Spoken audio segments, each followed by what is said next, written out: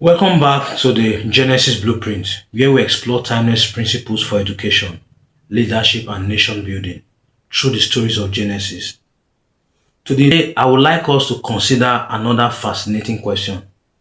If God created light on the first day, why did He create the sun, moon, and stars on the fourth day? At first glance, it almost seems unnecessary.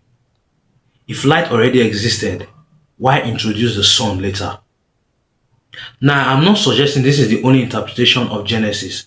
I'm asking whether there's a principle here that we can apply to building individuals and nations.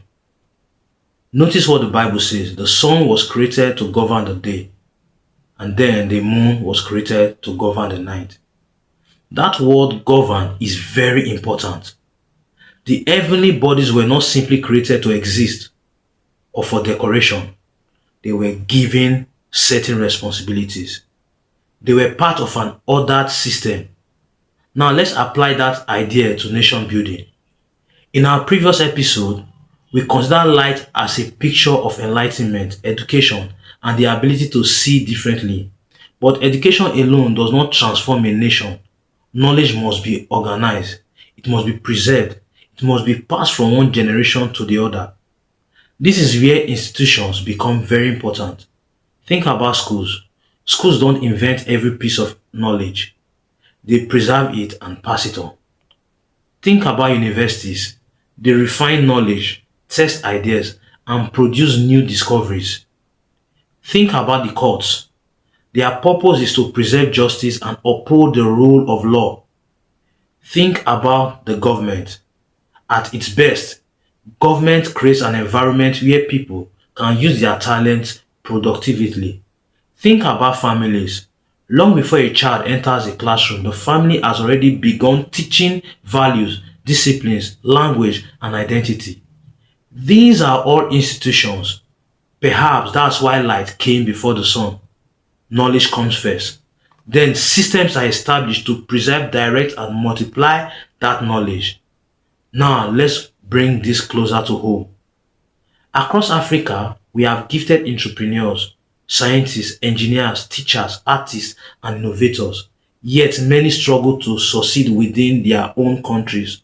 Some eventually live in search of places where institutions function more effectively. This doesn't necessarily mean those countries have more intelligent people. It often means they have systems that better support and reward knowledge. That observation isn't unique to Africa. Around the world, societies differ not only in the talent of their people, but also in the strength of their institutions. This raises an important question. Should we spend all our energy building brilliant individuals, or should we also invest in building institutions that help those individuals thrive? Perhaps the answer is both. Education without institution can produce frustration. Institutions without education can become empty structure. A nation needs enlightened people and strong institutions working together. That, perhaps, is one principle we can draw from the order of creation. God did not stop after creating light. He established order around it. And maybe that's a lesson for us. We shouldn't only ask how to educate our children. We should also ask what kind of schools, courts, governments, businesses, media, and families will protect and multiply what they have learned. Because a nation is transformed not only by what it discovers, but also by what it preserves. Let me leave you with this thought. Knowledge might ignite change, but institutions sustain it. Or to put it another way, light reveals the way. Institutions help a nation keep walking in the direction. Thank you for joining me. In our next episode, we will explore another intriguing question from Genesis. Why did God separate before He multiplied? And what does that teach us about discipline, boundaries, and national development? Until then, remember, a nation's greatest resource is not what lies beneath its soil, but what has been cultivated within its people.